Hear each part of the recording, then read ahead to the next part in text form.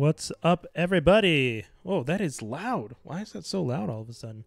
Hey, everybody. This is Brian Holiday, and I'm coming to you live from the usual studio that I'm in, which is just my office. So I just finished having a conversation with the awesome Dr. Justin Ross, Montreal expat living in New York City, who's working in northern Quebec and living in Brooklyn. So he's seen the COVID situation play out on two fronts: in a rural small town and in a large scale city. We have a very, very interesting conversation about it. A lot of great things were discussed. A lot of things that actually, the small amount of anxiety that I was feeling about some of the stuff, some of the slight fears that I had with regards to vaccines and stuff like that. Him and I talk about a lot. We go over a lot of things. Shout outs to Vincent, who did a live stream yesterday and talked about the stats in Quebec and whatnot. We even talked about that. I asked Justin to watch it, and him and I talked a little bit about the idea of getting down to zero. So there's a lot of great things in this about an hour and 20-minute conversation. So yeah, sit back, relax, get ready for some, what I find to be an informative conversation. Yeah, pretty much it, guys. So we're gonna play that right now. Oh, that's Justin already in the background. So okay. Enjoy, guys. No, I haven't heard that one. Hold on. So let me. Oh yeah, it's already 5 o'clock. That was fast. Where has the day gone? Seriously, my days are have changed significantly since this all started, all over the place in terms of what I would normally be doing. Dude, I can only imagine what you're going through as a doctor who is on two fronts, traveling back and forth, I imagine. Okay, well, first, let's introduce you. Ladies and gentlemen, listen, we are here. This is Not a Journalist with Brian Holiday, and I'm talking with Dr. Justin Ross. Dr. Ross has been a doctor of family medicine who has been helping. I would say more than helping. The word helping feels like a small term in regards to being up north and servicing that community, servicing a community that is underserved is what I would say for anyone who serves in northern Quebec, and also working out of a hospital in Brooklyn, if I'm correct. So when I'm here in New York, I'm not actually working in the hospital here. What I'm Okay. actually doing here in New York, interestingly enough, is I'm kind of like, one of my friends uses this term, like I'm kind of like the guy in the chair, as one would say, like I think that's referenced in like in Spider-Man, the new Oh, Spider-Man with Tom Holland. yes, I'm kind yes. of here, I'm like the guy in the chair for the north of Quebec for public health. Oh, Like cool. when I'm not working on the front line of northern Quebec, when I'm here, I basically help that entire region deal on a day-to-day basis with a pandemic, and I'm Okay. essentially on call like 24/7, fielding calls or dealing with like crises that occur from a public health standpoint Yeah. for them. Because as everyone sees, this news and information is accelerating and changing every day so rapidly. But unfortunately, like in as much as a lot of this news and information is inherently biased, it is often inherently biased to places on Earth that are, not rural or Yeah. not indigenous. Like they're geared towards big cities. Yeah. And thinking of how the pandemic impacts people who are, let's say, indigenous or in a very rural and isolated environment, it's completely different. So even if there's not a lot of people there, there's still a lot of work to be done. So yeah, when I'm here, I'm kind of like that guy in the chair, like the Emilio Estevez in like Mission Impossible 1, except I don't. Hopefully, I will not meet an untimely end. Well, I'm a geek, so if anything, the probably the most popular version of that guy in the chair is actually a woman in the chair, which is Barbara Gordon, known as Oracle, after she's injured by the Joker. She's shot. Oh yes, Yeah, she's it's true. yeah Yeah, that in The or Killing Joke. Yeah, yeah yeah, yeah. yeah. So I would say Oracle is probably the most known person in the. Sweet. If I'm being fair to geeks, that's who I would think of when I think of person in the chair. An unfortunate event as Awesome. to why she ended up there, but that is definitely a nod Yeah. because she's one of the best that they've ever had hold the chair down. I would say Okay, perfect. So I'm gonna start referring to myself as that then. I'll be as the like, call Oracle. me Oracle. Call me Oracle. That is awesome. Okay, so I mean, you've probably seen a whole bunch of my posts. I've been talking pretty Mhm. regularly about COVID in some way or form, and I've been doing so with knowing full well that I am not as informed as the average. I'm a little bit more informed than the average person in the sense that I come from a family, a medical family. My mom works in nursing. My partner is a nurse. My father worked at the hospitals. There's a lot of doctors in my family. I've had regular conversations with people about a lot of my friends that I used to work with when I used to work in the emergency here in Montreal. I worked as a registration clerk, so I don't have a medical knowledge, but I do talk to a lot of people who are feeling the situation firsthand on the ground, boots on the ground. And it's just kind of the general conversation has constantly been things are pretty bad. People need to pay attention. People need to listen. Um, and I think even early on when I first started, I think the first week that things started happening, I was hosting my other podcast, Geektastic Cypher, and I said then that if everyone follows everything and actually quarantines, we're looking at June, July. If people Yeah. don't, we're going to be looking at the fall. And then and Yeah.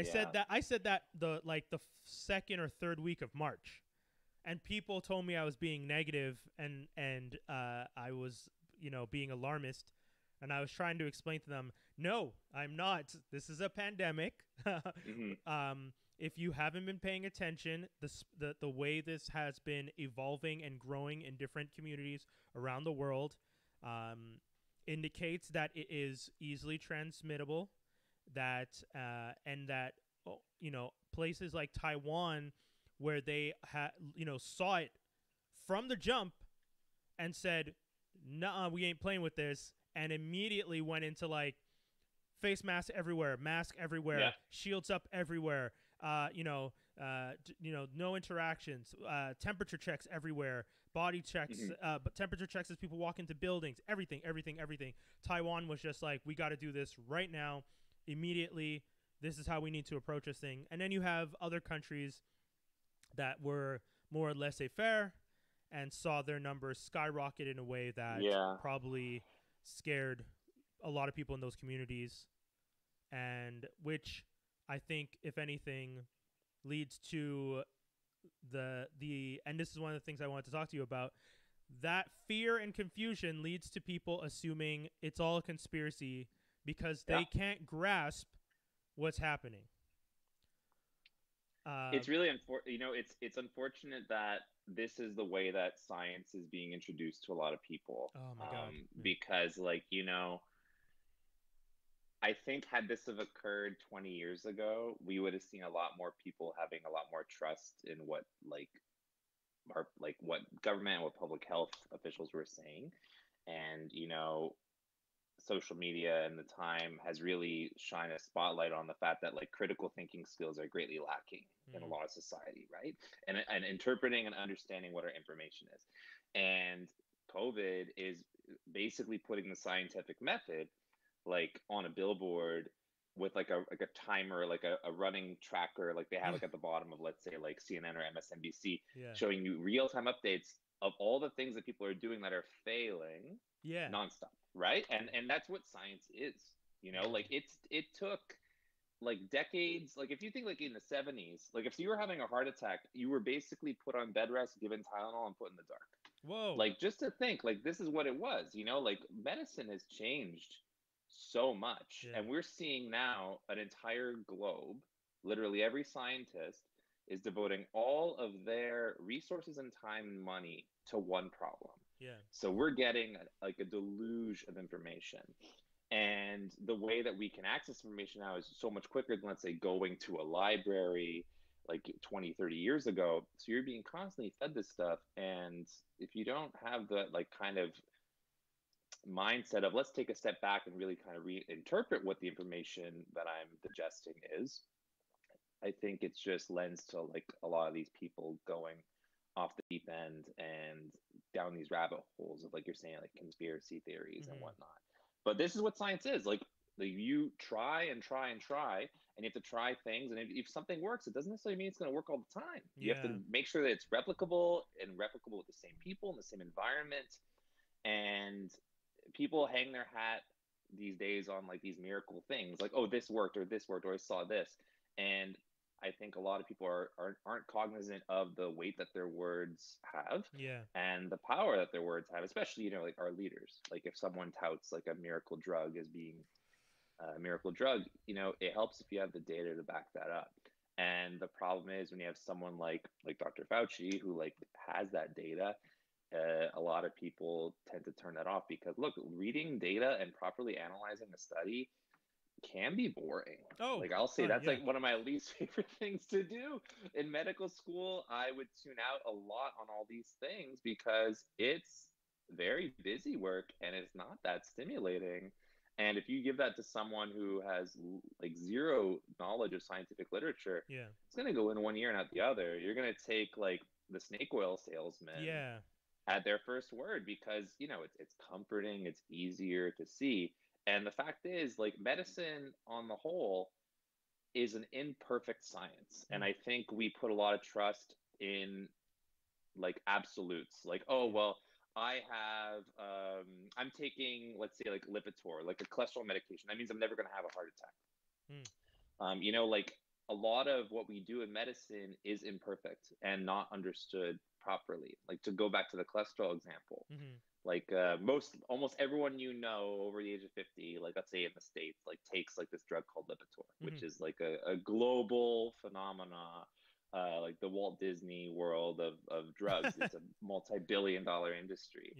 And in medicine, we have two types of things like that we give for treatment. We have primary prevention, which is preventing the first event from happening, preventing something from ever occurring, and secondary prevention, which is preventing something from reoccurring. So to give an example of a cholesterol medication, for secondary prevention, which is let's say I have a heart attack or I have a stroke, and I'm going to be given this medication to prevent a future one from happening. There's a lot of proof, a lot of studies, a lot of evidence that shows that this makes a lot of sense, that you're going to be having better survival chances, lower risk of having a stroke or repeated heart attack for being on that medication. Makes a lot of sense. You should be on that drug. For someone, let's say, who has never had it before, you know, there's a lot of like conflicting evidence in terms of if this is good or if this is not. But the thing with Lipitor is it has a great marketing. It doesn't have really any side effects. It's quite like it has minimal side effects, I should say. It's quite safe. So for that reason, a lot of people offer to their patients, a lot of people take it. But truthfully, at the heart of the matter, like when I sit down with a patient and I talk to them about like, hey, are we going to start medication for cholesterol or not? I'm very transparent and saying, look, like for this purpose, you, who's someone who is otherwise healthy but just has high cholesterol, this may not be the most useful tool for you.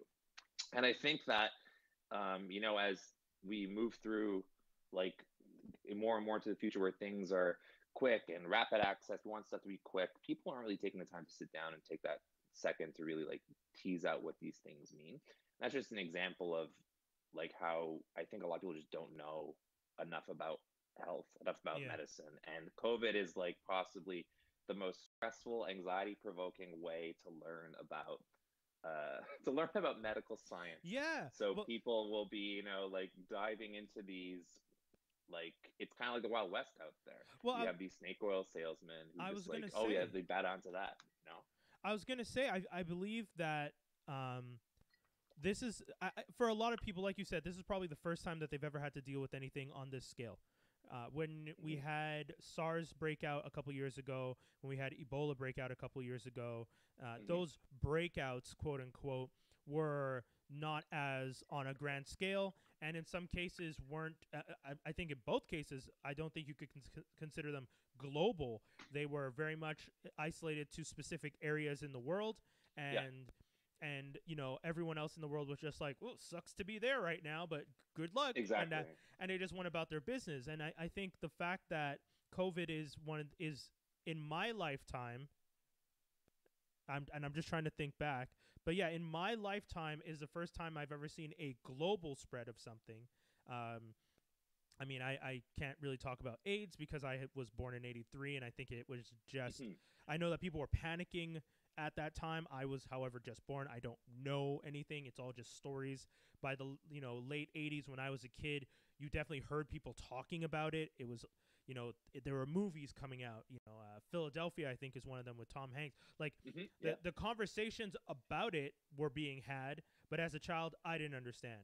So for me now, as an adult, seeing a global reaction and the combination, though, the thing that also is gift and curse, the internet has been this wonderful gift to us in some ways, but it's probably one of the worst things we could have right now with misinformation, the transfer of misinformation. 100%. Yeah. How often do you hear people make jokes about WebMD? You have a cough, you have cancer. You farted too hard, you have cancer. Like like you look up any type of issue that you might be having, or any self-diagnosed things that you might type in, and it's always like, this is potentially this illness, which is For also, sure. yeah. So I mean, I think I understand, and that's the thing. That's one of the reasons when I have these conversations with a lot of people, I do genuinely understand the fear. I'm not going to pretend like I wasn't scared. I definitely started this situation off thinking that if we all wash our hands and keep distance from each other, this will pass and we will be okay. I now know that obviously wasn't as simple. You know, Yeah. from when you find out that one person's infected and that they possibly were asymptomatic for up to 14 days, on a regular day, how many people does one person brush against, pass by, breathe near, For sure. interact with? So I think that's once that finally hit me in March, where I think I went to work one day because I had a meeting, and then I wasn't planning to go to work on Monday, and then they canceled the meeting, and I was just like, cool, I'm going home, and I left in the middle of the day because I was just like, I have a better chance of getting home and interacting with less people if I'm leaving in the middle of the day because everyone else is still at work on a Friday. and Exactly. and that's, to me, I'm a person who likes to live in facts. I started to live in like fear a little bit, and that, so I understand. I think one of the first things, this conversation that we're having, disclaimer, we are not here to, I mean, you are a medical professional, so you can address certain things. I, Sure. however, will make sure to explain to people I'm not a medical professional. I will ask questions. We will have discussions. Justin, I'm in no way asking you to be the voice of medicine in the United States, and I hope Yeah. No, people no, understand. 100%. I'm just saying that because, But a lot of you need people, to say it. You yeah, need to have that disclaimer, right? And I be, think that yeah. all that you can say is, I think from my point of view, is by no means am I an expert in Mm, this. I am someone who has been fortunate enough to work just on both sides of being on a front line, as well as dealing specifically only with public health. yeah, And it's interesting you were mentioning to where you work kind of like at the beginning of this. And I feel like that's becoming more and more a topic of discussion amongst people, is where were you when like you yeah, really felt like things had changed? yeah. And I was actually leaving the north. And when I have to leave the north of Quebec, it's usually like a 2 day travel situation. In some instances, I'm able to fly to Montreal and then catch a flight to New York that same night. Okay. Could be very risky if there's like weather issues, let's say like wind or fog in the winter. Obviously, it's very very chancy. But in this case, the stars aligned. I was going to be able to leave the north in the morning, get home to Brooklyn at night, which happens only a couple times a year. So I was Mm, very excited.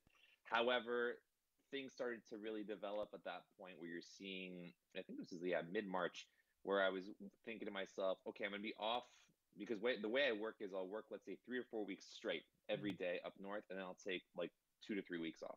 okay. So I was going on a time off, and I was going to fly to New York. In my mind, I was thinking, I don't know if I really want to be on a plane right Right? now Yeah. as all this is happening. And also, God forbid that things are going to be shutting down. Yeah.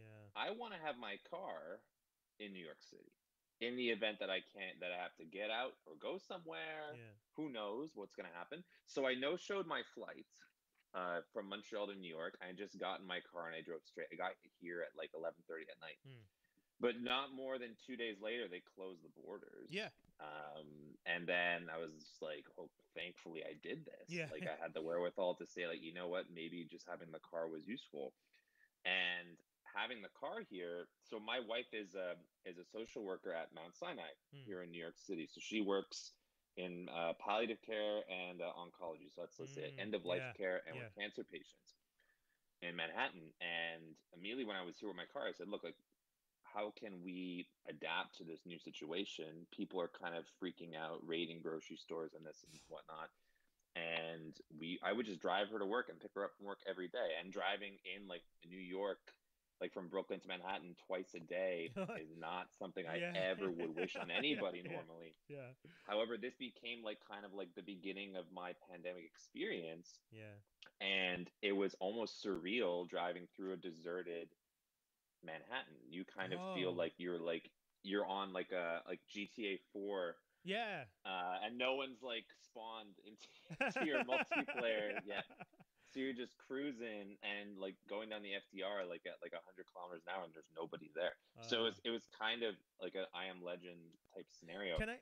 But that's sort of like the beginning of where I was at, and it was very scary, Yeah. you Can I know. ask you a quick question? Yeah, sure. How early on? Because you work in a medical field, so you probably Yeah. noticed things sooner. Because for a lot of people, I think the turning point was in the states, the NBA shut down. Tom Hanks got sick. In Hmm. Canada, the NHL shut down, which I think was the same Hmm. day, and Tom Hanks got sick. Tom Hanks was kind of for a lot of North Sure. Americans, Tom Hanks being in Australia and saying, I have COVID, and everyone being like, Yeah. wait, what? Celebrities can get this? That was pretty serious for people. In your case, though, having working in the medical field, at what point did you think, oh, okay, this looks more serious than I think the public understands?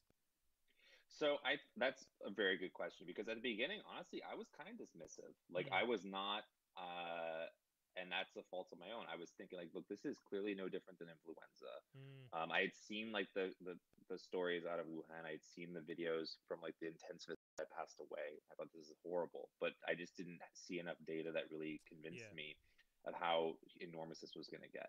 The biggest thing that I saw for me that was that I was thinking to myself, how would this touch my patients that I take care of in rural, isolated northern Quebec? Hmm. And not like hours later, there was a scare because of a mining conference that occurred in Ontario. And a ton of members from like indigenous populations from all over North America were there, Hmm. including like I believe our prime minister was there. I'm pretty Oh, sure Trudeau was there too. okay. And you saw like that there had been something like I think there was 10 cases linked to this conference. And then we were starting to have conversations with people who had come back from this event and asking them questions about like what their exposure risk could be. That really made it real to me because you think, everyone thinks they're invincible. Like you Mm, were talking about like Ebola. Like yeah. what point were you really worried that Ebola is going to come knock on your door in your day-to-day life in Montreal? Yeah. It's infrequent unless you choose to put yourself in that situation. And the luxury of being, let's say, in a rural and isolated environment is that you are rural and you are isolated. You Yeah. think that the chance of this coming to you is so low. And this really opened my eyes, and I just started to go down this. My rabbit hole was, what would this do to people who are in an isolated place, who, let's say, have been victims of systemic racism for centuries and as such have like a lower social determinants of health, less Yeah. infrastructure, less money, and more chronic disease. And I just started to have like these like nightmares of what this would do to the indigenous population in Canada. And then that's when it really hit me. It's like, okay, this can touch anyone Yeah. so quickly. And that was I think a day before I left the north. And then when I got back to New York, like all this had happened with Tom Hanks, and then the grocery stores were being raided, and you quickly get very exponentially escalated Yes. in Yes. terms of how anxious the populace was. Yeah. So that was, I think, kind of the point when I was like, all right, this is, no one is untouchable here. Yeah. And if this can come to my tiny town this early, then this needs to really be taken seriously. And then that was a big wake up call for me. Did you ever have conversations with people trying to explain the exponential growth of the virus, the spread? Because that was one of the things that I had. I had conversations with friends early on, and my friends were just like, "Oh, there's 10 cases," and I was trying to explain to them, yeah, and they're like, "Oh, the numbers are climbing." I'm like, "Yeah, guys, if there's 10 today, there's 100 tomorrow. Like, this isn't going to be 10, 11, 12. It's not a one person. It's not like we're playing tag and the person just Yeah. taps one person. It's widespread in the sense that for one person, again, one of the things I was trying to explain to people, if you're one person, just think about your routine on a Monday from home to work and then from work to home. Hmm. And then think of doing that for 14 days without knowing Yeah. that you may potentially have this. So, on your end, I mean, you obviously, like you were saying, more isolated situation. Were there conversations about that with people? Was there a fear that in a small community that exponential growth was also very dangerous because of the size? So I would say definitely for like, and I think that this comes to like a bigger question that we were like texting earlier, and like I had Mhm. briefly mentioned, we want to save it for this, like the concept of geography Yeah, and how geography is a huge strength to a lot of places on the planet. Like we mentioned yeah, Taiwan, Iceland, New Zealand, like the Maritimes of Canada. It's very helpful where you have only one or two ways to get into a place because it's very easy to control people coming and going and keeping track of where mm, they're going. And I'm not saying you have to do this in a draconian way. It's just it is a lot easier to keep track of whereabouts and how an infection could enter into your community if yeah, there's less ways into it. So in the community I work in, there's seemingly only one or two ways in by road.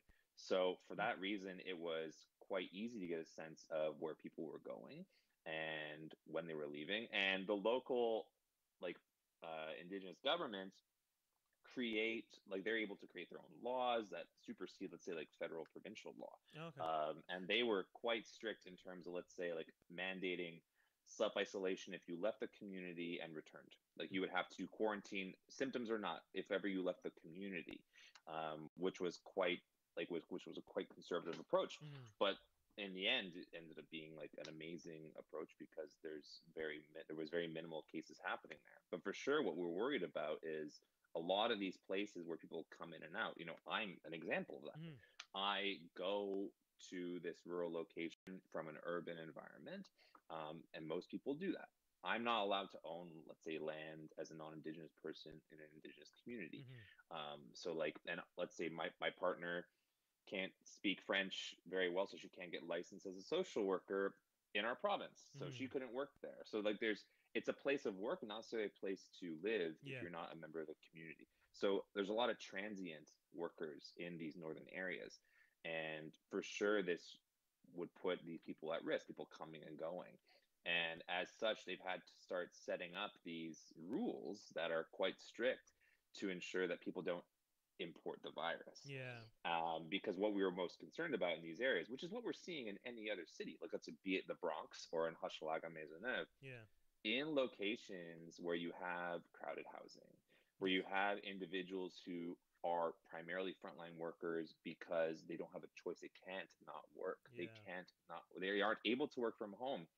This is no different, let's say, in an indigenous community where you would see a lot of these variables being present and you would see this run roughshod through them. We see this in the States, in the Southwestern indigenous communities, which are some of the largest, like populated, like the Navajo Nation in in Arizona and New Mexico. These are enormous communities, like they're cities essentially, and they're not as easy to, let's say, manage in like Inf- incoming and influx, outgoing yeah, traffic. Yeah. of people, right? So for that reason, they were hit quite hard, and they have some of the highest mortality rates of anyone hospitalized in North America. So for sure, that was on our minds. We were thinking, what can we do to prevent this from getting here? And it required a lot of really strict protocols in place.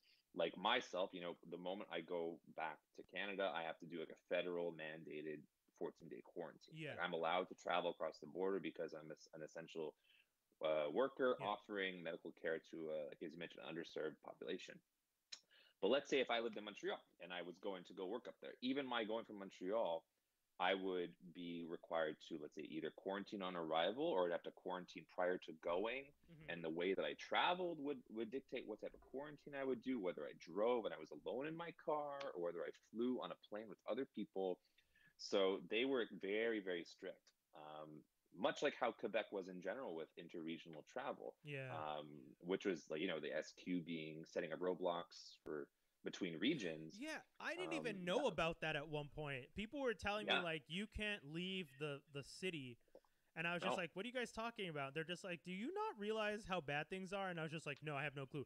Cuz when the quarantine first started, I genuinely did not leave cuz I had just moved into a new place. okay, My partner and I were like we were still living in boxes by the time I had to we were told work from home.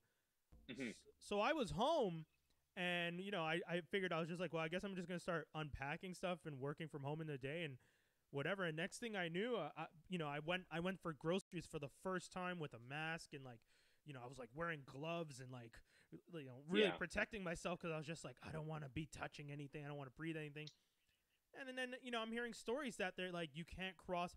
Uh, I think one of my friend's moms tried to go into New Brunswick to go nope, visit family. not They happening. were like, you Yeah, can't even. We don't even want you leaving the island right now, let alone leaving the province. What are you doing? And yes, yeah, how do we explain to people why that is necessary when throughout their entire lives they've had the right to do anything and everything? What it, I think I think like a good analogy is, um, at least at the beginning of the pandemic. Now it may change a bit, but at the beginning of the pandemic, the analogy I would use is you're going to the grocery store now. You're seeing the shelves are empty. hmm, You're like, you want to buy flour to bake. You can't because everyone is baking. yeah, There's enough flour to go around. It's just we are too many people are going at once. And yeah, this is what the virus does. It is the thing that makes it so dangerous, aside from the fact that, like you're mentioning, the fact that you can be infectious without having symptoms or before you develop symptoms, yeah. the fact that there's a huge wide range of symptoms that people can Oh have, my God, yeah, between from just not being able to smell to having diarrhea, to having the classic like shortness of breath, fever, and cough. The spectrum is enormous, and we started to learn more and more as it began to kind of unfold. yeah, Um, and the fact that this lasts for quite some time, you could be infectious for a great amount of time without even knowing it. All this together leads to a situation where, as you mentioned earlier, it's not playing tag. You're not just going to touch one person.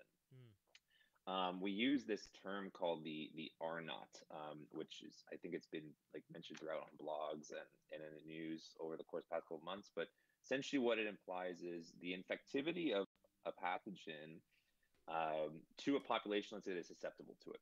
Now, some of these, like some pathogens are very, very high. It's like measles, I think, is like their R naught for measles is 16. So like one person will infect 16 people oh who yes, are I've susceptible to seen. measles if you have Yes, measles, as yeah, an example. yeah, Chickenpox similarly is quite high.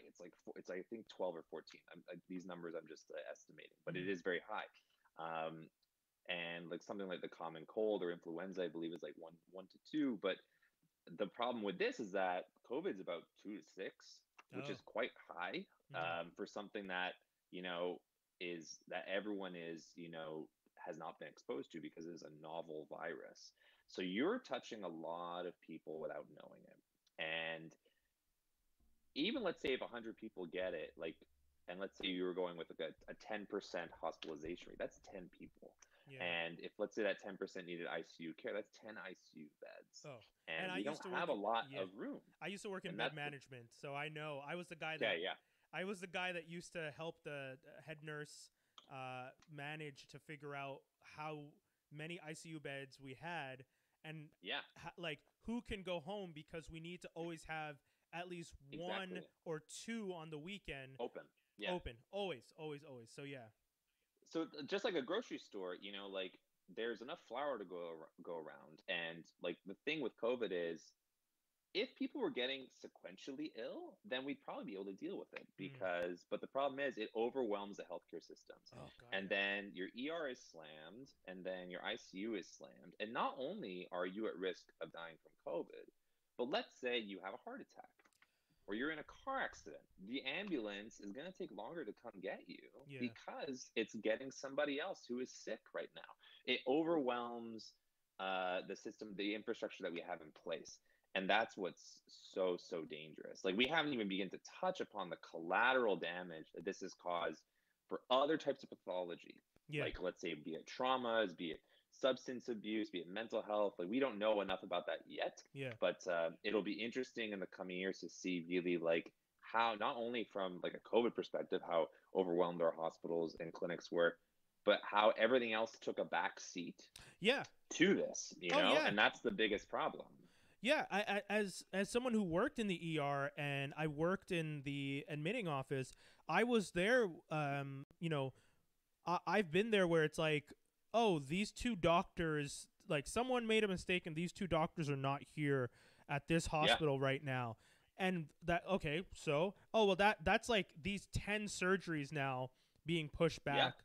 It's just like, what? 10 surgeries because those two aren't here because someone made a scheduling mistake? Yeah, that's what happened. So when you think about the fact that like COVID had people quarantining, and then on top of that, not even just quarantine, but you had some medical staff, frontline people who did get sick and then Yeah. could not be there, so then they Yep. couldn't perform surgeries because there was understaffed in the operating rooms. Like, these are all things that I've heard. Like, operating rooms were understaffed, ERs were understaffed, and then like you're saying, that leads to burnout for the other people who are now trying to help pick up the slack working doubles. So then those people go on burnout while the other people have finally come back, hopefully, fingers crossed. Because one of the crazy things that I'm hearing now is some people who've gotten COVID, who recover, still test positive. In one case, someone was still testing positive up to 3 months after they had recovered from COVID.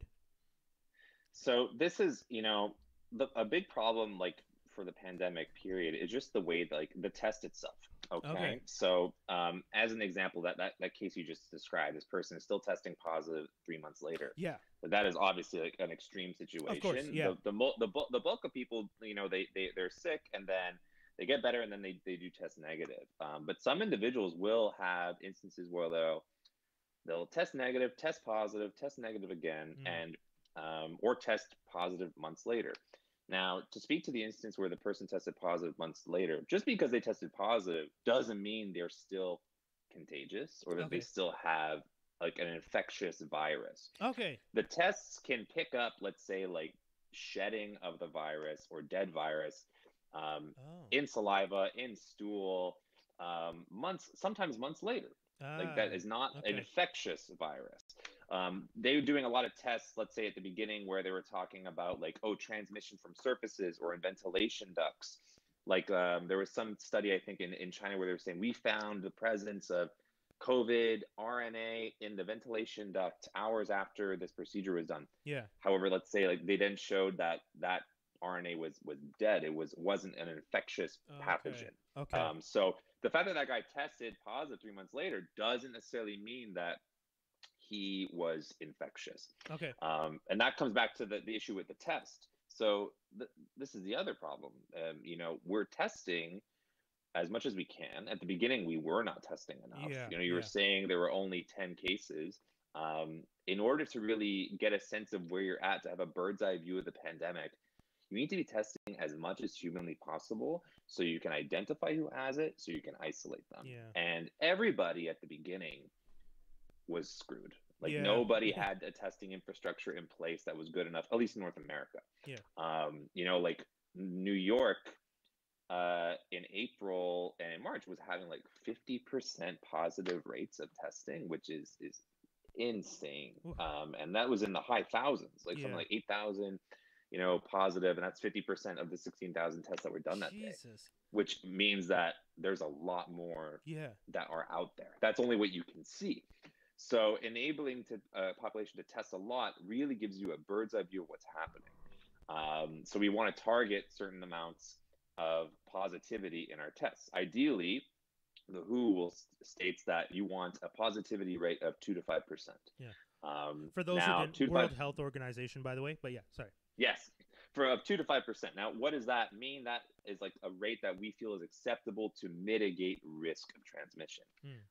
Is that going to bring numbers down to zero? No, that's not. That's not a goal for that. That's the goal to have society continue with some semblance of normalcy while still maintaining restrictions. Now, at the beginning, I would say most of North America was testing a lot higher than that. Now, we fortunately find ourselves in a place where a lot of us are testing like below that goal. Let's say like New York State today, for example, tested at 0.94%. Oh, okay. So, and I believe they tested, like I can actually bring up the number right here, something almost like 60,000. Let me see. Yeah. Okay. So yesterday, so the test results come in one day later. Yeah, that's fair. So we yesterday tested 57,000 people, and they had around 500 positive. So at a rate of 0.94%, which is amazing. Yeah, that's great. That's great. So that's giving you a sense that right now you feel pretty comfortable here being in New York State because you have a good sense of what the bird's eye view is of the state. Now, the only problem with the test, with regards to how it operates, we're talking about this person 3 months later being positive, but maybe not having it. Even at baseline, no test is perfect. Of course. All right. And this is something else that I think that we just have never been taught if you weren't in medicine or you weren't in science. Like if you do an x-ray, let's say you're coughing, you have a fever and you're coughing up green gunk and your x-ray is said to be normal. Does that necessarily mean that you don't have a pneumonia? Not necessarily. Yeah. An x-ray is not a perfect test. Similarly to like a pregnancy test. Some people can have a false positive, like, oh, I'm pregnant, but they really aren't, or a false negative. So the COVID test is not a perfect test by any means, and is not even a great test. So whenever we develop a test, there are two key points to how that test operates. We have sensitivity and specificity. Now, sensitivity implies how many, like, let's say if you're talking about, I use fishing as an analogy here. The sensitivity of a test implies to the different types of fish it can catch with a very big net. So ideally, you want a test that's very, very sensitive, that it'll pick up a lot of stuff and not just one specific thing. You want it to be extremely sensitive. Specificity rather, is a type of net that would catch, let's say, one specific type of fish. Yeah. So not only are you picking up a lot, but it's very good at picking up, let's say, like a manta ray. This is a manta ray specific net, but it will catch a lot of other stuff at the same time. And ideally, you want really high values for both of these. I'm going to say values, I mean percentages. So the COVID test is quite specific, but its sensitivity is really only like, some studies will say as low as 70%. Some will say as good as 80%, which is not great. Yeah. Like you're getting a test that, even let's say if it's 4 negative, out of 5 could mean that, you could have a 30% chance that it could just be like, it could be positive. It's not good at picking up a lot of other things. So the chance of you being positive, if it is positive, is typically quite good, given that the specificity of the test is good. It is very good at detecting someone who has it. But so much to the point that, like we see, we're detecting people who may not have an infectious virus, and you can be getting false negatives, which is a problem. So even let's say you test negative, does that mean that you don't have it? Not necessarily, especially if you're not symptomatic. Yeah. Because people who aren't symptomatic aren't producing as much virus in their body, and is making it less likely that you'll test positive. But you could still be infectious. Yeah. So for that reason, like, just if someone tells me, oh, I tested negative, I'm fine, I can go out and do whatever. It's like, not really. Like if you were, let's say, exposed to somebody who had it and you knew that they had it and you tested negative, typically what we're like in let's say isolated environments, like the community I'm in, we still mandate those community members to have to do an isolation of 14 days and Yeah, monitor their symptoms, just to be safe. So like exactly, to be safe. So a single test doesn't get you out of, like, it's not a get out of jail free card, which is a thing that I think people don't understand, is that we're not operating at a high level of detecting the virus with the testing that we have. And this is global, like it's just, we just don't have a good test for it yet. And that's the big problem. And then if you had a really reliable test and you could test people often and get results back quickly, you'd really be able to get a handle on this. But you're seeing places, let's say like in Texas and Florida, where they're delaying results for like 7 days. And those people who do a test think, oh, I'll just get my results. Let's say if they're continuing to walk around or being in contact with people, a lot can happen in that time period, So, but then that makes me ask this question then, and I think it's a fair one. Why was it not mandated for people to wear masks immediately from the jump if they knew at the very least that based on the test, like you're saying, it's just like, okay, the test is not 100% foolproof. That's fine. Let's just at least tell people, everyone wear a mask while we're doing the testing, just to be on the safe side. So again, like it's very difficult in these type of situations because, like I was saying at the beginning, we're shining a spotlight on the scientific method. And I think, you shared that video with me earlier of the people in Washington talking about crazy nonsense. Doctor and man. And actually, I'm not even going to say their name. I'm not going to say their name. But I was so mad when I saw that this morning. I was genuinely upset because just to quickly explain to people, there's a doctor who has stated that they've cured 350 people with a miracle drug that has been touted by other people so far. And then at one point they say, why are we even talking about masks when we have a cure? And that made me really, really upset, because any medical professional I've ever spoken to would say, well, it's better to protect yourself even if there is a cure, because why get the disease and then try and get the cure when you don't know how the cure will react to you? You don't know if you're allergic to. Why not just try not to catch it? And the quickest analogy I was telling people was, by that logic, why wear condoms when we have the cures for a lot of STIs? A lot of sexually transmitted infections can be cured. So why would you need to wear a condom? And to unfortunately be a slightly more crass, there's abortion. So why wear a condom if someone gets pregnant? You can, you know what I mean? Like, that kind of logic is insane to me. For sure. So I think that the condom analogy is a very good analogy.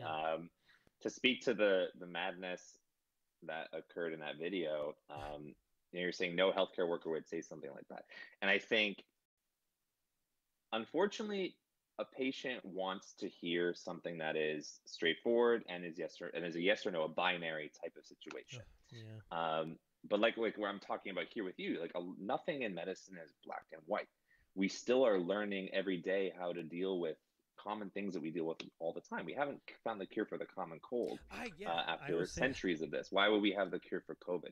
And I think, like, to quote, like, I'm drinking out of my Star Wars cup right now, but like only a Sith deals in absolutes, and only a crazy or unreliable healthcare professional will do the same. And like they're dealing in a lot of absolutes right there. And I think it's important to recognize, again, where information is coming from and what it means and who's giving it to you and what their agenda is. And I think the mask issue, it was extremely controversial. Look, like, there was physicians and scientists that touted very strongly this should be instituted. There was others who were very much against it, like credible, great docs, great scientists and researchers who were not for masks, simply because they said they wanted more evidence. They wanted more proof that this would prevent it.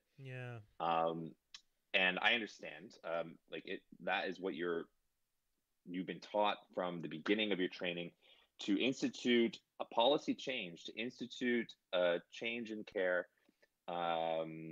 You should have evidence behind it. And it was very difficult for people to have enough evidence to hang their hat on that masks would make sense for them. Then you had the other group of people, the camp, who were saying, look, this is there's very little harm incurred by wearing this type of protective material, why not just implement it? Yeah, You that's know, the and like so school that I'm was from. the other camp, and then Yeah. there was kind of like a third camp, like the political camp, who were concerned about supply, and they were concerned that, Huh. let's say, if they made a mask, mandatory masking, that this would reduce the PPE supply for healthcare and frontline workers.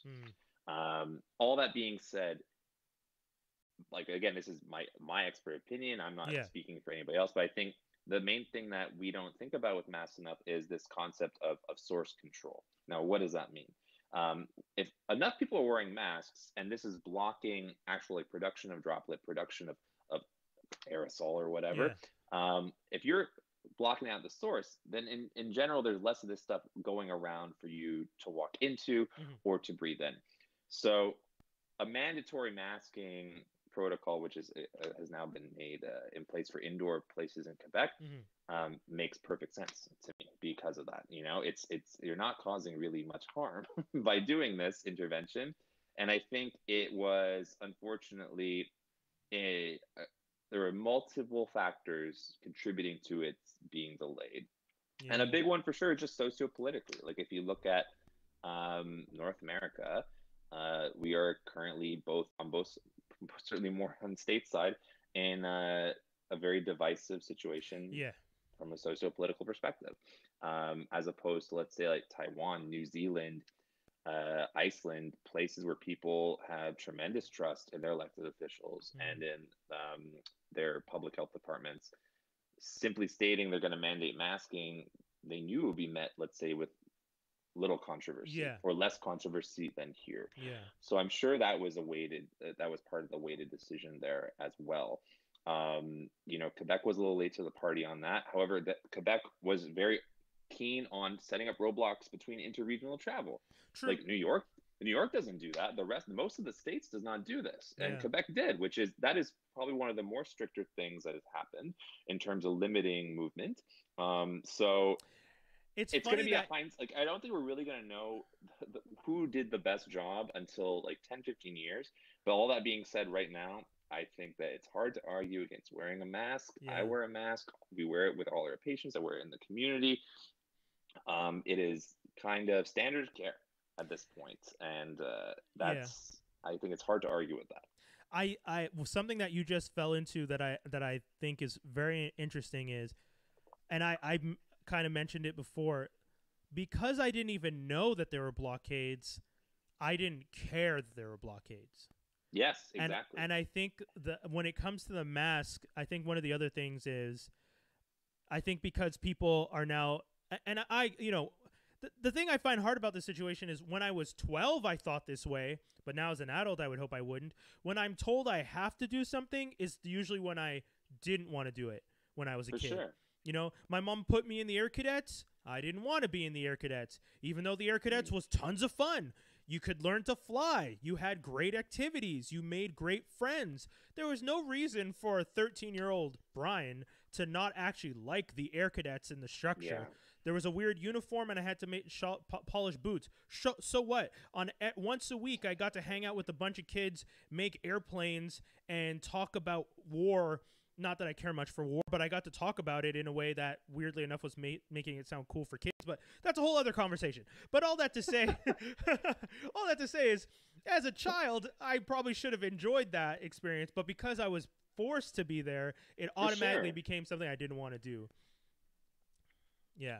You know, it's funny because like here in New York, at least for like the past couple months, like we had our governor Cuomo, Yeah. who would do these like daily briefings that kind of have become like very like essentially a meme, and he's developed Yes. this like big cult following. Oh This yeah. man, They talk about the um, boyfriend. Like even I've heard about the the boyfriends, boyfriend. yeah, the boyfriends. He's a Queens, like there's like a bingo for Cuomo, like Queens boy, New York tough, like all these things that he'll say.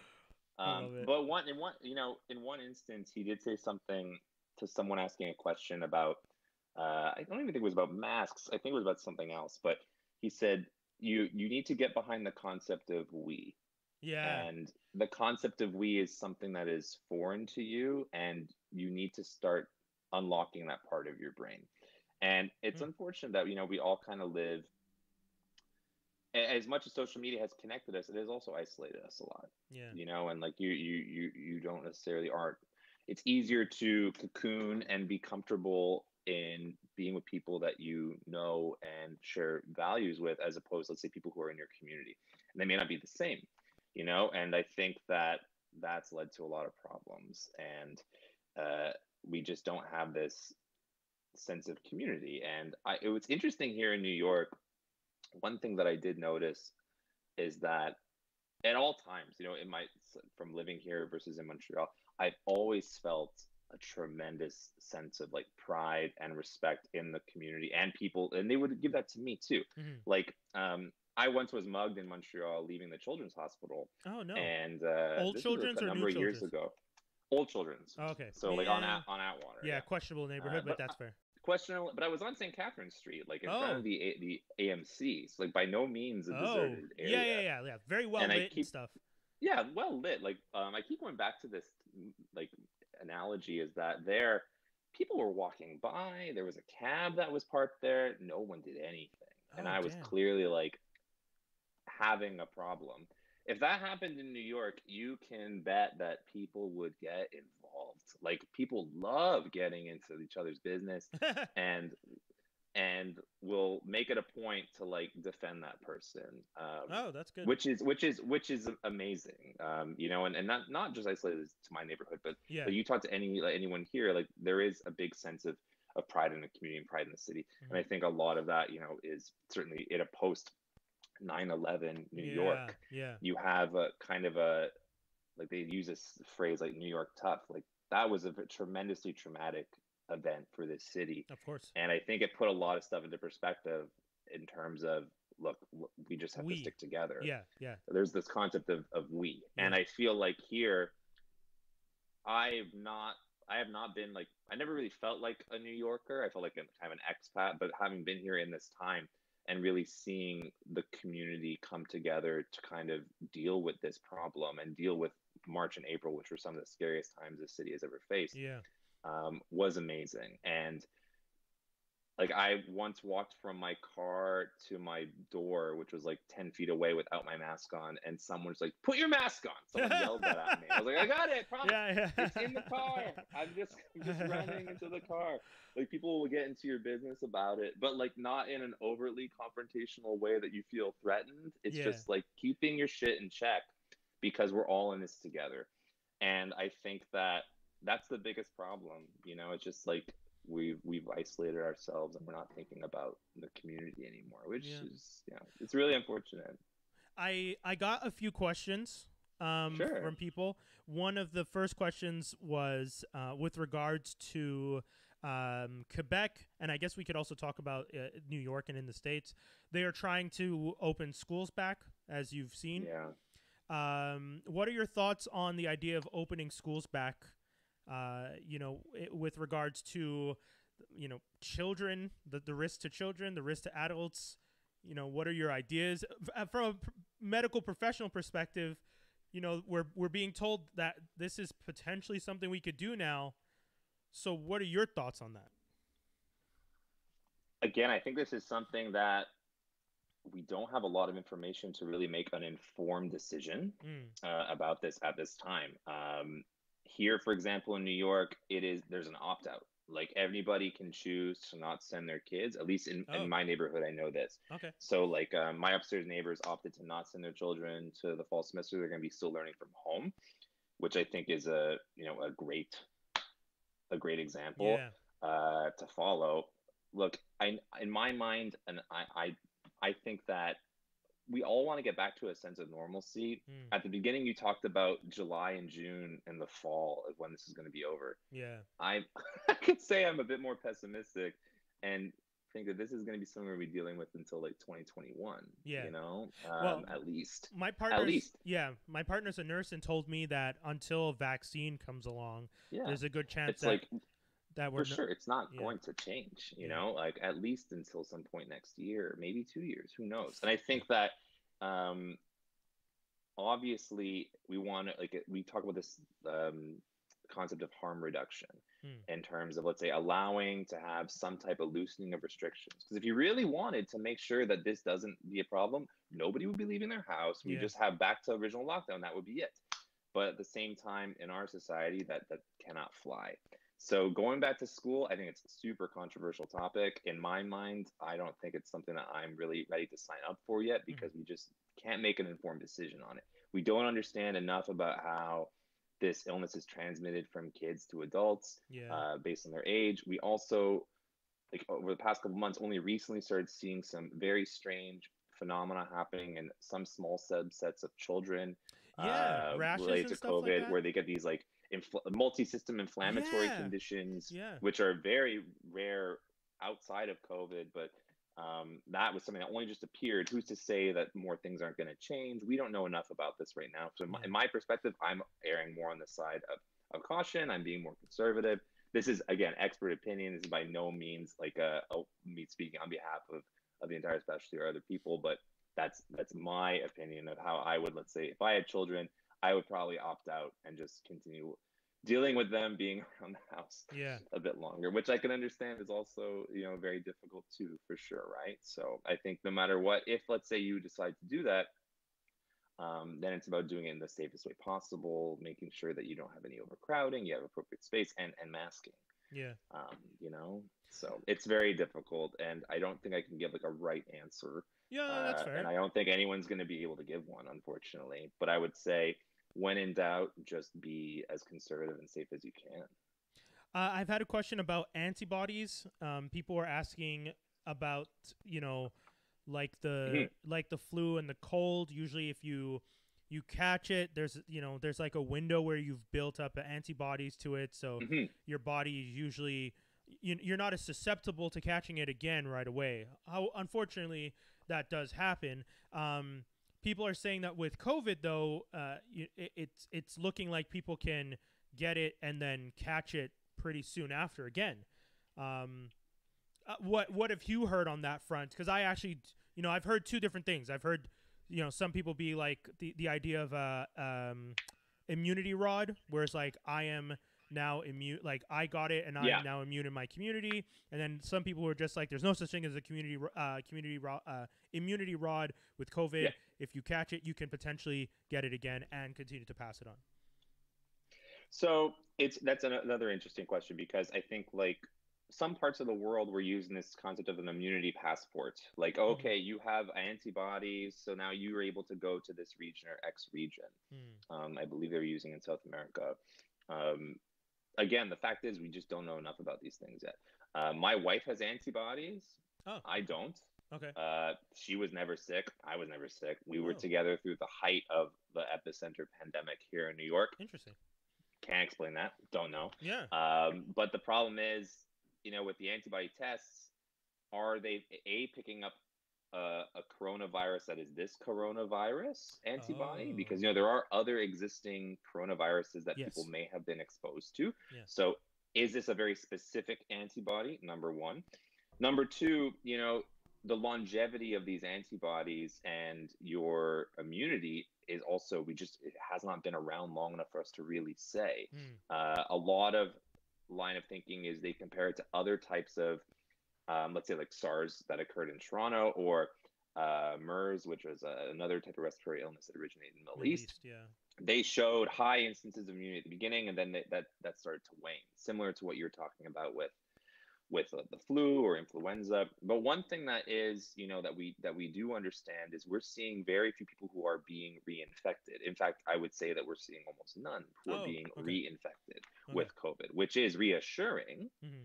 because that means that there's some semblance of immunity present. Yeah. Um, However, do we understand enough to really start hanging our hat on, you're immune, you can now go, let's say, on a plane, you can do this. Can we make decisions based on someone's immunity or their antibodies? Presently, I would say no. Mm. We still need to learn a lot more about it. And I think as vaccine development continues, we're gonna start to understand a bit more in terms of how this works. So like they're a nice kind of magical idea in terms of, like, you see that, let's say if you got the test and you see, oh, I have antibodies, that's great. In Canada, it's quite difficult to get that test, but here in Yeah. New York, you can go to like any CVS and get your antibodies tested. Oh, wow. Okay. It's very, very easy to get them. You just don't really can't make many decisions based on that antibody positivity or not, for at least for the moment. Okay. Another question that came up was, well, the person sent it as a joking question. They essentially wrote, "Are we all going to die?" But then followed. I feel like I've heard this question a lot lately. But then they followed it. There's kind of like a follow up of more like, they made the joke in the sense that because COVID has shut down most economic hubs.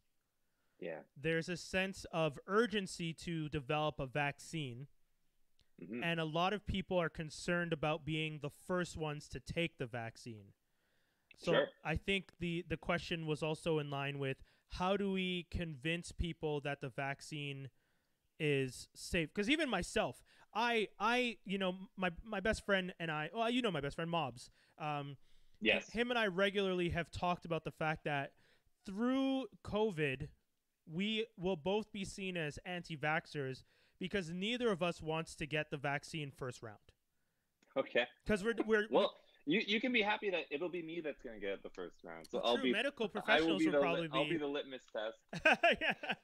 You know, without a choice. So yeah, true. To assuage your anxieties, if you start seeing a lot of doctors and nurses unexpectedly dying because of the vaccine, then you'll know. Okay. You know, funny enough, I didn't really think about that's true. But I guess medical professionals front line would be the first places that they would introduce vaccines. So that's the thing to remember, right? This is like, once the vaccine, let's say someone settles on this is it, this is the one that we're going to go with. That vaccine will have gone through an immeasurable, despite it being fast, an immeasurable amount of research and trials and testing, both in animal models and in human models. Okay, to ensure that it's safe to use. Yeah. Thereafter, it's not going to be given out quick. Like, it's going to take a while to distribute this vaccination. And there's going to be kind of like subsets of people who are going to be prioritized. So for sure, you're going to be prioritizing like vulnerable populations, people who have, let's say, like, or immune suppressed, who have cancer, on chemotherapy, who have significant chronic disease. Healthcare workers are going to be prioritized. People who are on the front line, people who are, let's say, like postal service officers, people that work in our grocery stores. There's going to be kind of like subsets or waves of how this is going to be distributed. So to get down to someone, let's say, who is like just John Q. Public, like general population, it may take a number of months. So for someone to be worried about, is this vaccine dangerous? You know, as messed up as that is, there's going to be a lot of other people who are going to be getting it before them, almost certainly. Yeah. And a lot of those people, you know, really the benefit is going to outweigh the risk. And that's the thing. Like, if you are a cancer patient who is immune suppressed, and this is something that will dictate whether or not you can be living your life normally, I think a lot of those people are going to choose to take that. Yeah. Myself, someone who puts themselves at risk when they go and see a patient, when they're dealing with a case that could be COVID, I would probably not be allowed to work if I hadn't taken that vaccination, right? So I think one thing that people can find solace in is that there are many steps to this, both at a research level and then at an implementation level, that we have to go through before you end up getting the vaccine, as someone, let's say, who doesn't fall into one of these categories. So could it have side effects? For sure. Will it be something that will be, let's say, like fatal or deadly? I would say the likelihood is extremely, extremely low. But, you know, time is really what will tell. And who's to say anything that we're doing now in 20 years couldn't have deleterious consequences, you know? And I think that it's all about weighing the risk benefit. And at that time, I think you're going to have enough people who will have made that informed decision and seen that the benefit was greater than the risk, and you'll be able to compare to how they dealt with it. You can also ask me at that time to see I'll bring you back so we can talk about pulse. Just to check in. You're still alive? Like, yep. Still breathing. Could be a segment. Yes, definitely. Every week it's just like, all right, we're talking with Dr. JR. You still alive? I had another question. This one was with regards to masks. Someone was asking quite earnestly, which I never thought I would see this person ask this question. is it possible for a mask? Well, I should say, because I asked the person to clarify, is it Sure. possible for a surgical mask, the blue or pink or yellow masks Yeah. that are often handed out at hospitals, Yeah. is it possible for that one to significantly reduce someone's ability to breathe? So I would say reasons, let's say, to not wear a mask are few and far between. Okay. I would say, in terms of, let's say, not being able to breathe, I would say there's almost no instances when that would be the case, Mhm. unless, let's say, you had like a gross deformity of your mouth, your nose, of your face that Mhm. would be like any type of blockage at all would then require you to be needing oxygen. So Mhm. there's not many instances I can even think of that a normal person or someone, let's say, who even has a respiratory illness, like I have asthma Yeah. and I'm wearing the mask all the time. Yeah. The Quebec government recently came out with some examples of exemptions from mask wearing, medical reasons. Oh, A interesting. lot of people have been presenting or to clinics seeking exemptions for this. And again, they're few and far between, one of which is like a facial, like a gross facial deformity. Hmm. When I say gross, I don't mean disgusting. No, I mean yeah. an obvious Yeah. facial Yeah. Yeah. deformity. Part of my verbiage there. So an obvious facial deformity that would render a mask them not physically being able to breathe. Hmm. That's a pretty exceptional circumstance. Another instance that currently that they are using is, let's say, children who are on the spectrum for autism. So let's say some children who may not be able to cope from a mental health perspective of wearing a mask, Yeah. because it causes significant, let's say, distress. Yeah. That would be another example. I won't go through the entire list, but there is a list out there from Okay. the Quebec government. But I would say, to answer their question, um, there are almost no instances where this is going to prevent you from being able to breathe, where this is going to be causing your oxygen to drop or your carbon dioxide to go up. Yeah. It can certainly cause you to break out, get some acne. It be pulling on your ears can certainly cause a headache. But Yeah. I assure you that headache that you may be getting is not because of an oxygen related issue. It's just because that thing is pulling on your ears or on your head. So I would say I would not worry at all from a breathing standpoint of this. Okay. Another one that I had was this isn't as much a question, but I had asked you if you had a chance. Shout out to our friend, well, my friend, Vincent Stephen Ong, who did a Yeah. video yesterday. He did it on his personal page, in which he took and he's been looking at this since him and I spoke. If you guys go back, there's a Not a Journalist episode with Vincent and myself. He was actually the first person that introduced me to the information with regards to Taiwan, and he's been following some of this stuff very closely. He did a video last night talking about COVID and the spread and the model, not the model, but the graph of the different stats that you might look at to make certain decisions.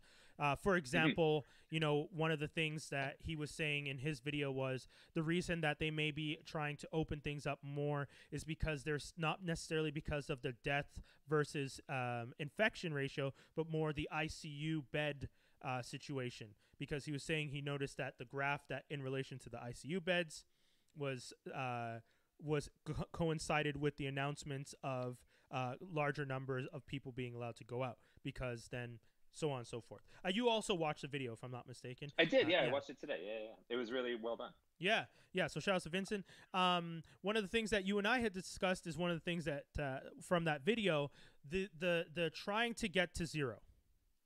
Yes. So, and when we say zero, Vincent was referring to 0 cases in Quebec, in the province itself. Yeah.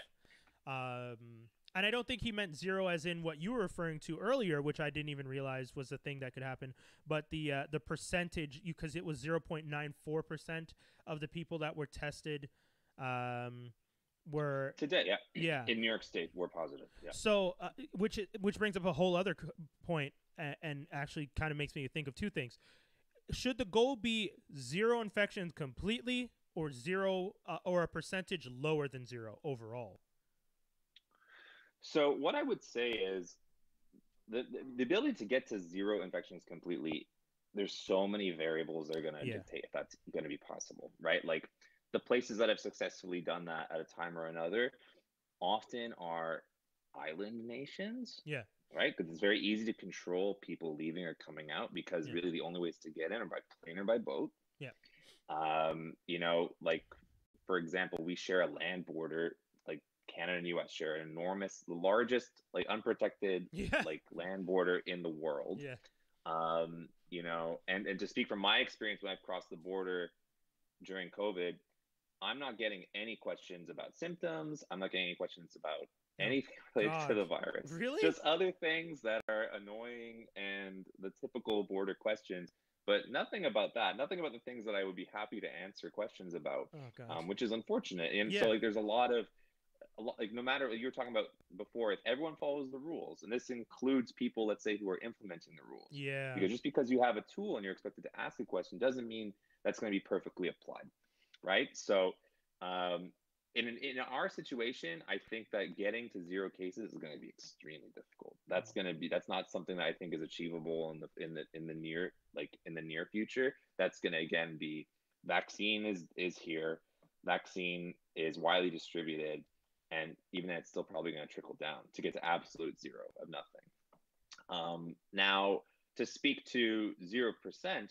I mean, I mentioned earlier that the WHO likes to keep a rate of 2 to 5% Mm. of positivity rates to mitigate risk. That's again the idea that unless you keep everything on lockdown in perpetuity, Mm-hmm. because that will get you to zero. Yeah. If people aren't allowed to leave their Yeah. homes Yeah. Yeah. and don't leave their homes, you know, like that will eventually get you to zero. However, that draconian type of approach will not fly in most places in North America. Yeah. You know, if someone doesn't want to wear a mask, they're not going to like being told that they can't leave their apartment, right? Or having a GPS tracker on their phone and getting knocks on their door to check in if they're still home to make sure they didn't just leave their phone inside and left the house, which is what some parts of the world do. Yeah. You know, we're not really amenable to that in North America. So the way that people are looking at it now is you're having kind of like a sort of like a give and take, like a tightrope situation where you're having laxity of some of the restrictions, while ideally increasing testing capacity to have a sense of what the infection is doing as you're relaxing some of these restrictions, as opposed to being an all or nothing lockdown until zero and then open up, Yeah. which is realistically, I don't think from a socio-political cultural perspective is possible in Canada or the States. So what we're going to be seeing is, yeah, things are imposed, things are taken away. As things are taken away, there's no vaccine right now, right? So you're naturally going to be seeing the infections are almost certainly going to go up Yeah. because you're relaxing restrictions. If people are allowed to eat indoors, go to a bar, you're putting yourself in a scenario, whether you like it or not, that you're at risk for transmitting or getting the virus. That's just the way it is. Yeah. And people are accepting that because the numbers are lower, and that's fine. The difference now between now and at the beginning is that now places have set up an infrastructure to deal with like new infections. Oh. In March and April, we were being blindsided without having any sense of how to test, where to test, how to trace people. That's why our rates were so high. Yeah. Now, if you're testing in Quebec about like 15,000 a day, in New York now between like 50 to 70,000 a day, depending on the day, as opposed to April where it was 10,000, or in Quebec was 4,000. That's a significant, Yeah. significant number, right? So you've increased your testing capacity. Ideally, as you relax restrictions, you want to be testing more and more aggressively so that the ones that slip through, which are going to slip through, you know where they are, and then they can be isolated and in quarantine. But again, this comes back to what I was saying before. Our test isn't perfect. Yeah. Results take time. It's not quick. If you had a test that could be done like quickly, results back fast, and was cheap, and you could do it again and again, repeat testing people, hey, that would be the way to handle this. Yeah. And we could get back to some sense of normalcy while waiting for the vaccine. The fact is, there's so many variables at play here, especially in North America. It's so like you just think of, let's say, interstate travel in the States, there were no roadblocks put up. Certainly, like flights, there was like non-essential travel mandates, but no one could stop someone from driving from New York to California. Well, And there are an infinitesimal number of ways to get there. You could have touched any state you wanted to, you know, and so long as that's in place, look, the number is not going to go down to zero, and it's unfortunate. But I think what one thing that your buddy did allude to was having local approaches is Mm. the most important thing, because there's no one size fits all way of looking at this. Yeah. Like the World Health Organization touts that number 2 to 5% to mitigate risk. That may not be appropriate for some places who aren't able to test well. Let's say if you're in Botswana, or you're in someplace in South Africa or Yeah. Zaire where testing capacity is more difficult or their infrastructure is less.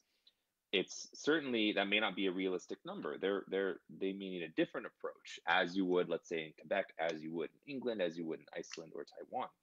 So one size fits all is not going to work. Yeah. And I think it's important to remember, like, again, like the geopolitical social situations that each nation and community is in is going to make a big difference in terms of how this can be handled.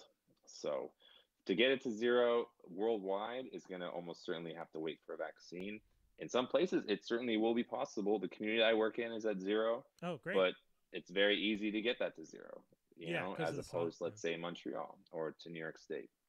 But I think that the most important thing is that the thing that Quebec and New York both have in common is they weathered a very difficult storm and are in a place to succeed should things get worse again. And things will increase, like they have to. Like Yeah. that's just the definition. As we relax restrictions, you're gonna have more infections. But if you're able to handle that with an appropriate infrastructure, you're going to be able to deal with it. This is why we're seeing these explosions in other parts of the states, because they never really had a first wave like we did. Yeah. Quebec and New York were two of the hardest hit places in North America, and then you have places like Texas and Florida, which were untouched, but still imposed restrictions, and they felt they were doing a great job. Like, hey, look at us, we're keeping down the infection, but Yeah. realistically, the infection wasn't really There. there, Yeah. or just it wasn't. They hadn't really been hit yet, and then they laxed everything. They swung the pendulum too far in the other direction, and now they're being obliterated. So they Yeah. never really had the opportunity to even set up that infrastructure.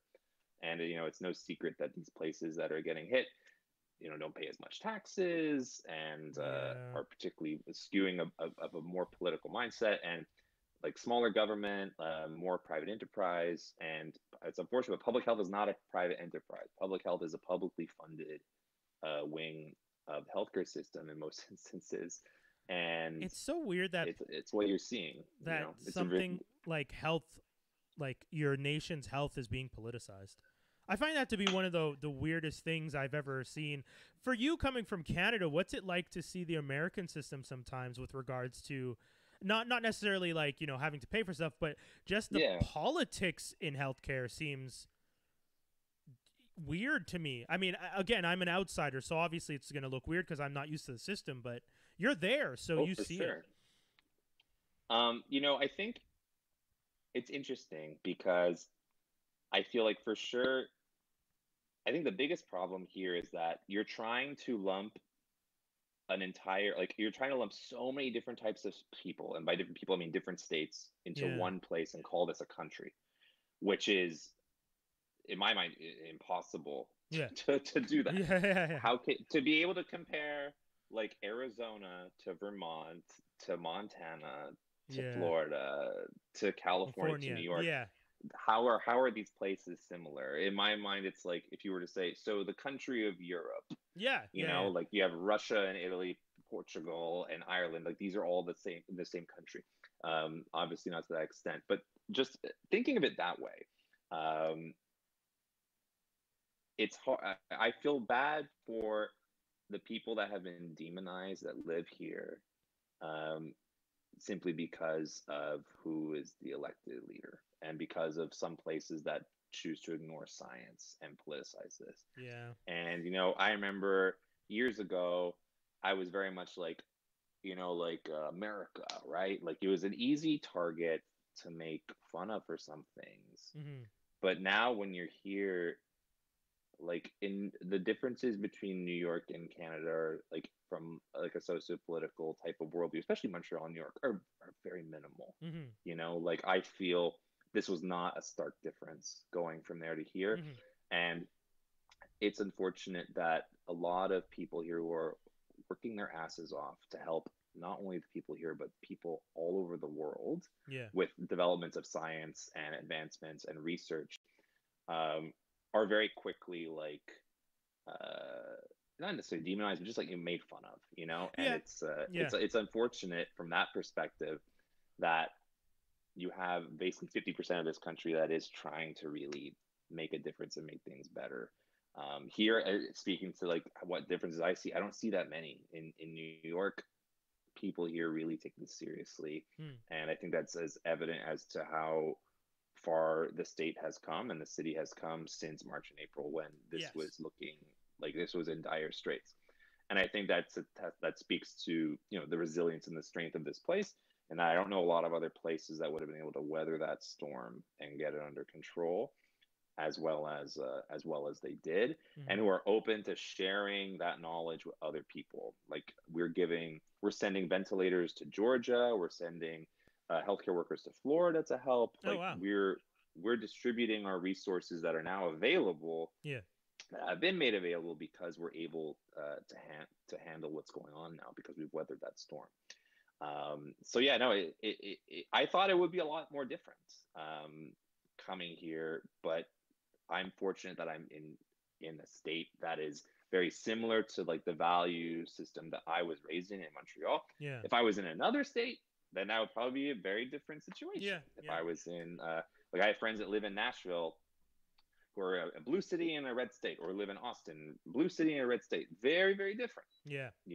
as opposed to New York, especially in the city, where most people are kind of on the same page in terms of what they want to get out of life and their sense of community and their value system. So Well, dude, it's it's interesting. I I want to thank you so much for taking the time to have this conversation with me. No Um, problem. My pleasure. we discussed a lot. I really appreciate it. There's a lot of things that even I feel very much informed, and I'm I feel like I feel a little more comfortable, especially the vaccine thing. What you said about the vaccine thing really helped ease my mind quite a bit, because I really did have genuine concerns about when the vaccine comes. I was not going to feel comfortable, but the way you Yeah. explained it, it's true. It makes sense that there would be waves, there would be a rollout, there would be people who would be getting it first. I work in, the music industry essentially. Yeah. I no longer work at a hospital, so I'm not frontline. I'm not, any of those things. And yeah, so I'm definitely not going to be one of the first people they're going to test it on. Uh, um, I'm still slightly concerned. My partner does work at the hospital. My mother does work at the Sure. hospital. So hopefully, they have come up But with something safer. But yeah, what I would say, just like as a parting remark for like anyone that's anxious about this, mm, you know, like most things in life, like let's say flying on a plane, yeah, we see things in film, in movie, popular culture, where like a plane crash happens and it's like this big catastrophic event. It obviously is a catastrophic event, of course, yeah, but it's very rarely an all of a sudden thing that's going to happen that's going to cause a plane to drop. Similarly, in let's say the way that we go forward in the next couple months, it's unlikely that, let's say from the vaccine perspective, that you're going to have an all of a sudden type of reaction that's going to cause significant harm to people. mm, Decisions are going to be taken in a measured way. Things are going to be moving slowly, mm-hmm. and it's not going to be like an all or nothing type of reaction. We mentioned before like how like a Sith doesn't deal in absolutes. Yeah, It's important for us, like everyone, to reflect on that whenever you see something that makes you stressed or makes you anxious. Take a second to think about the opposite side of what your fear is or what your stress is, mm-hmm. because we're being bombarded with stuff right now. And Yeah, just as soon as you're going to see something that will make you stressed, you could see something that will make you reassured. So we're all kind of knee jerking right now, having these knee jerk reactions. And I think it's just to take a step back the moment that you're feeling one of these extreme emotions, or yeah, either from something that you saw or read, and try and contextualize it. yeah, And it's rare that it's going to be like a punch in the face. Things move very slowly. So yeah. There you go, folks. You heard it. Maybe try some CBD oil. People keep telling me to try it, but I don't think I need it because I'm already so relaxed 90% of the time. Yeah, I like people keep like recommending stuff like that to me, and I'm just like, guys, you do realize the first time I've ever felt the physical manifestation of anxiety was this April, and I'm 37, and that's the first time I've ever felt it. Wow. And I have friends who are just like, I felt the first time when I was 6. So, it goes to show like how where I am with stuff. I felt it because I was at the grocery store and I didn't even realize what it was. I came home and I took a deep breath and I was just like, oh, that was weird. What was that? And my partner was just like, well, what were you thinking of? I was like, oh, I was thinking there's a lot of people in the grocery store right now. She's just like, yeah, I think your body was having a physical reaction to anxiety. I was just like, is that what you guys were feeling like? I've never felt that. So I was like, what? This is what you guys deal with regularly? How do you do it? Yeah. It sucks. Anxiety is the worst. Yeah, man. So count yourself lucky that I only discovered it recently. I know. As opposed to living with it since you were a kid. Yeah. But yeah, so, I'll get you back another time soon to talk about more stuff. I realize you're slightly a geek. Seeing the Star Wars, I also have my droid shirt on, which is a shout outs to the Beatles and the droids from Star Wars franchise. So we'll definitely have to just geek out one time. Sure, man. I'm into it. Dope. Ladies and gentlemen, once again, thank you very much, Dr. Justin Ross. Thanks, bud. Take care, everybody.